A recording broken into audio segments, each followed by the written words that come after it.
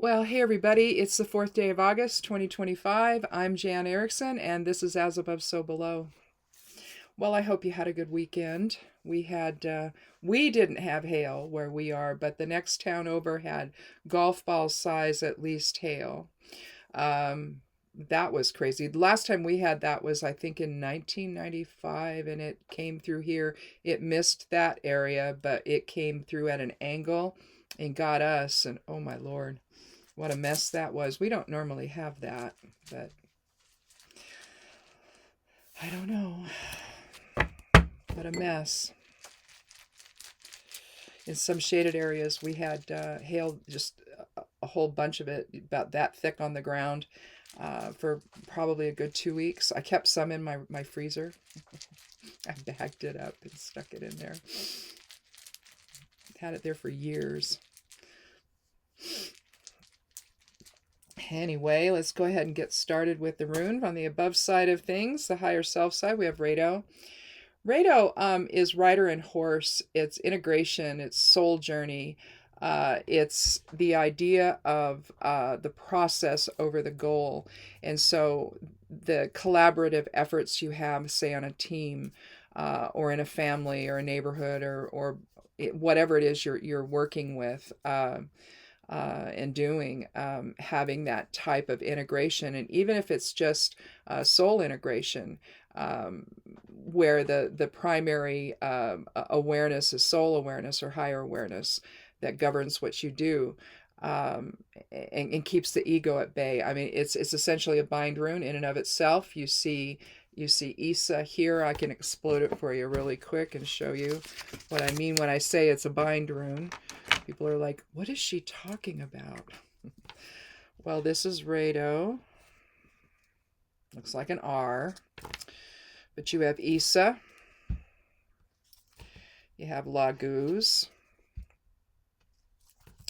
You have Vunyo.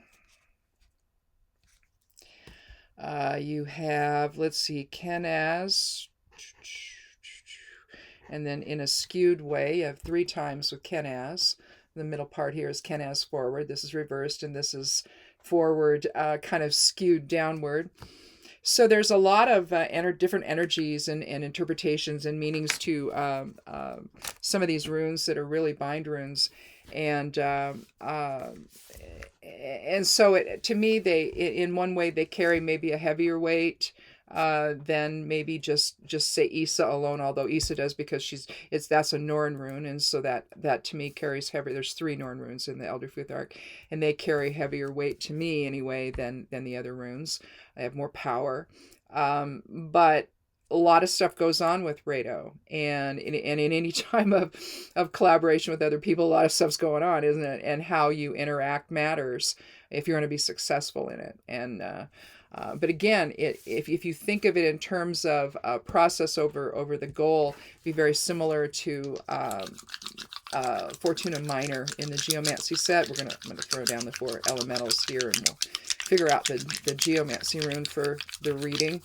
But that's another part of where process matters, and so it's kind of like the process along the way that you take. Let's see, we have, which one is this? That one's air, and that one's fire. Oh, well, Fortuna Major. And so the process that you take, the integration you have within and without with other people, takes you to the greater fortune or the success or windfall at the end of whatever you're doing. So it's suggesting that would be minor. Where's major?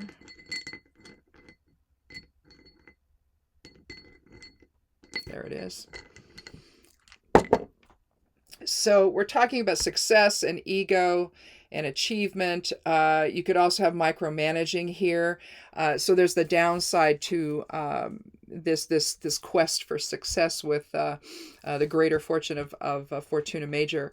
And so if micromanaging is part of that, if ego becomes part of that, then it can impact negatively that Rado process or that collaborative or integrative process you have with other people.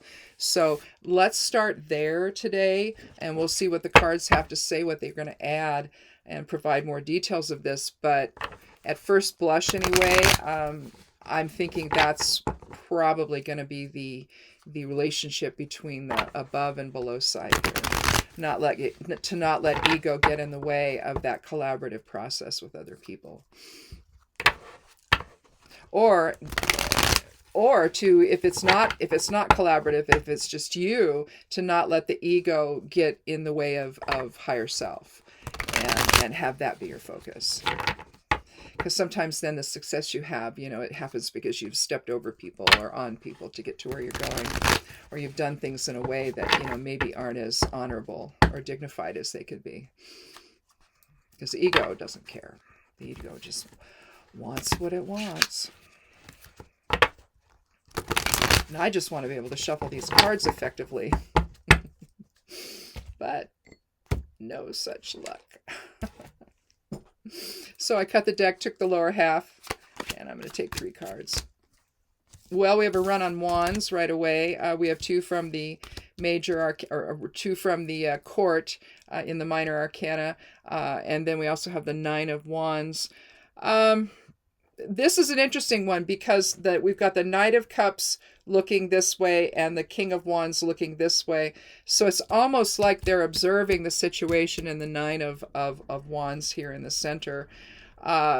When you look at the Knight of Cups, you're looking at a romantic and chivalrous young man. He's holding his chalice out in offering. What kind of support can I provide? You see the winged sun here on the back of his helmet with a visor up, so he's not in battle. The winged sun would indicate healing and love and compassion. And it's displayed quite prominently, so that's who he is. Knights are often on a quest, but he's a visionary. And it's almost like, there's a sense of arrival with this man on his white horse, his grayish white horse here. And you have the horse is about to step over this small stream, this winding stream that's right there. So and then you see the you see the mountains over here, the craggy cliffs there. And it's almost like he's there to help you with your problems, with your challenges, and to show support and compassion for what's going on. Then we have, I'm going to skip over the 9 and go straight to the King. The King of Wands is going to be an older man in authority. He's going to be somebody who is watchful. He's paying attention. It's an active principle, Wands is. It's fire element. He's holding his staff there, and you can see life still growing. You see the powerful lions on the back of his throne there, and you see the salamanders. Here you see him here too. A salamander is what we call an elemental for the fire element. Each element has its own elemental, little animal, if you will. But here you have the salamander in Ouroboros fashion throughout the backside of the throne there, and it's grabbing its tail. So there's a sense of eternity, this sense of continuation with the King of Wands here, and you're really looking at somebody can be a warrior, but he can also be a wise counselor. If he's ill-dignified, he could be cruel and bigoted, but generally speaking, because he can get angry, but he's watching, and it's almost like he's trying to, both of them on either side of the 9 here, trying to figure out what's going on and observing the whole situation. And I think that both of them could be trying to provide some kind of assistance to this guy here. So here, though, you see the battle is over.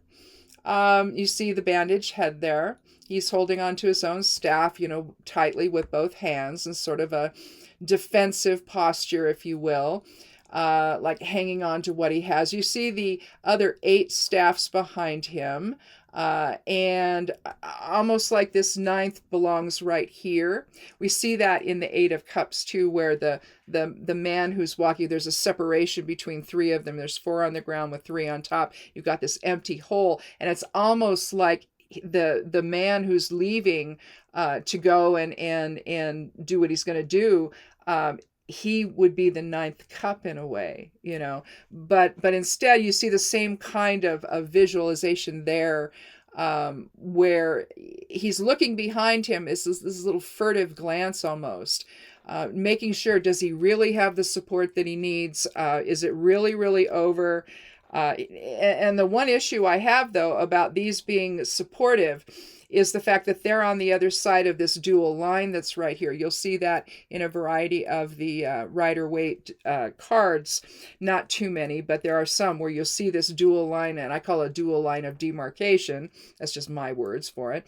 Where this was then and this is now, or something. There's some delineation between what's going on in the background and where this guy's standing now.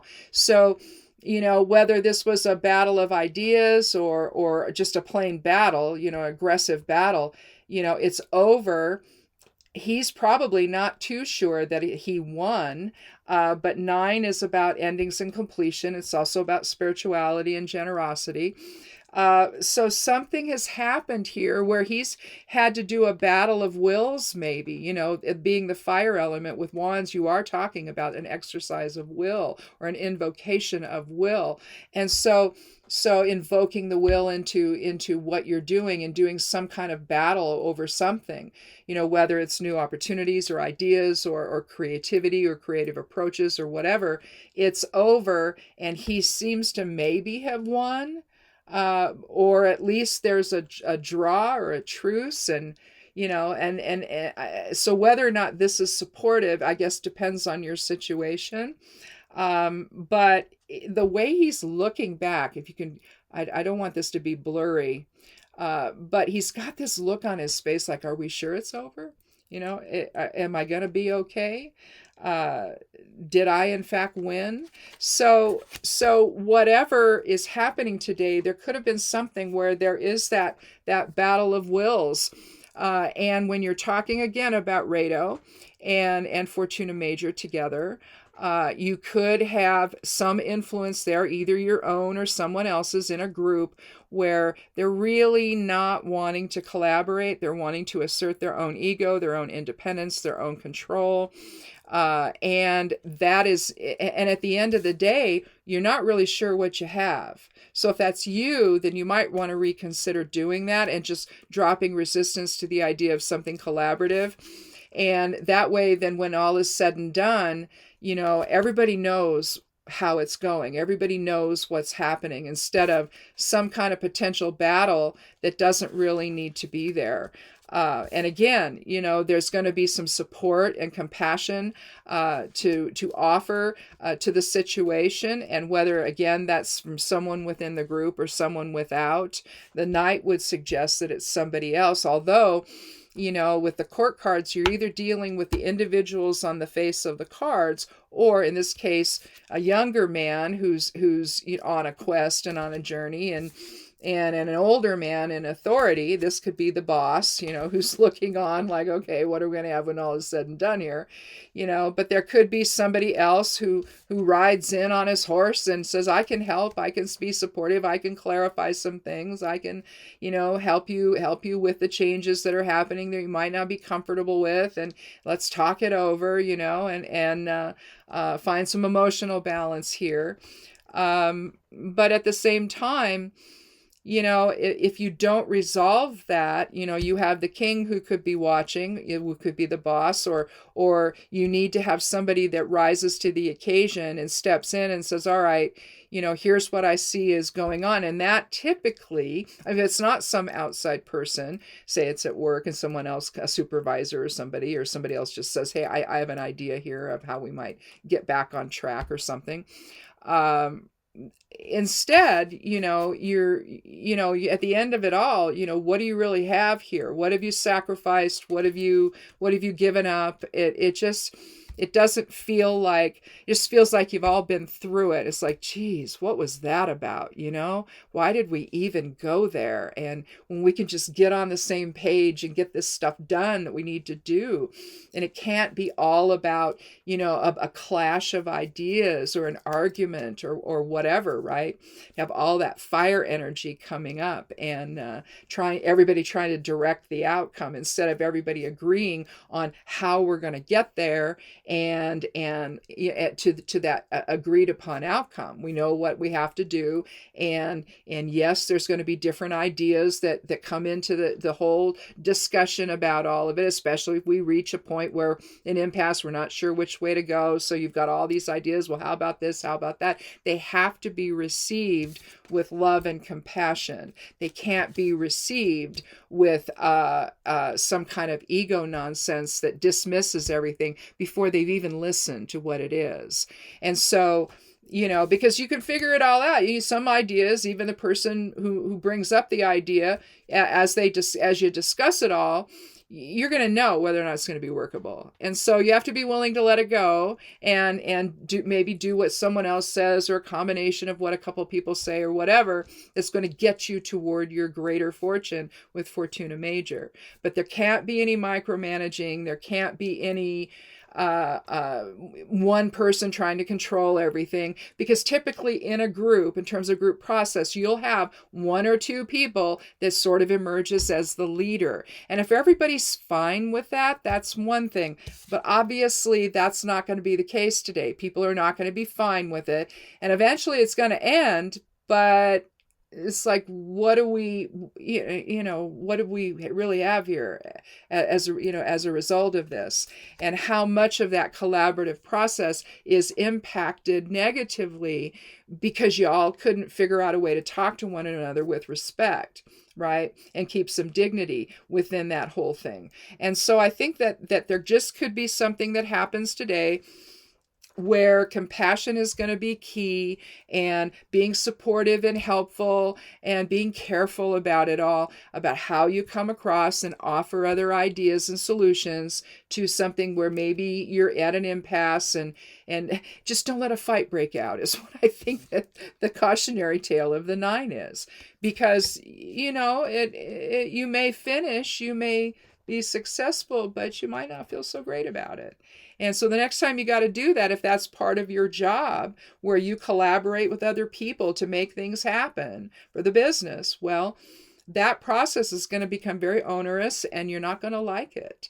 And you may not be as successful as you could be if you could just all get on the same page and realize you're there in service of the final goal, the Fortuna Major, and let's get there and still be friends afterwards, so we can work together on the next big thing, on the next project we're going to do. So that's, I think, in a way, it's kind of a cautionary tale, and just remember that there's probably the boss watching, and or the client watching, wondering, well, when are they going to get done? I'm paying them all this money. When are they going to get done?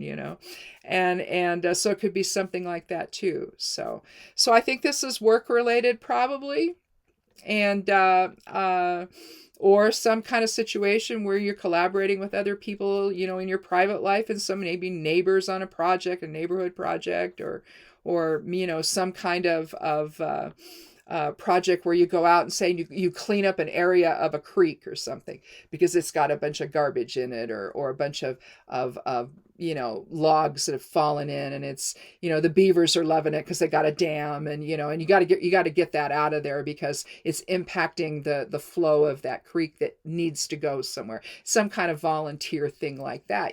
Everyone's got to come together and not get into a big argument where it impacts the relationships you're trying to build together. So anyway, I think that's it for a Monday. I think we did it. Check out the blog over at Stepping Aside. The forecast is up. The correspondences for Work and Magic are up. And then I do just reading notes for each of the readings on Mondays and Thursdays. They're also up if you want to look at some past ones. And in that regard, there's a link there to the particular video it covers if you haven't seen that one.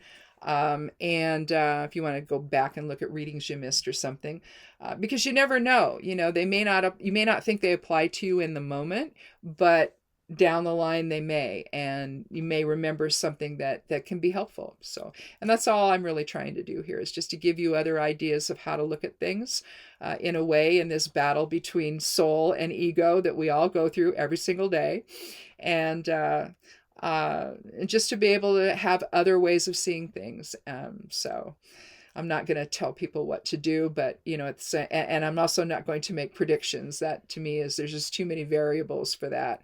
But I think that the readings can just give people insight that maybe they didn't think about before, and just see something in a different way. So anyhow, thanks for watching. Click subscribe if you haven't. I'd love you to do that, and come back again on Thursday for another edition of As Above, So Below. Be good to yourself, be good to one another, and blessed be.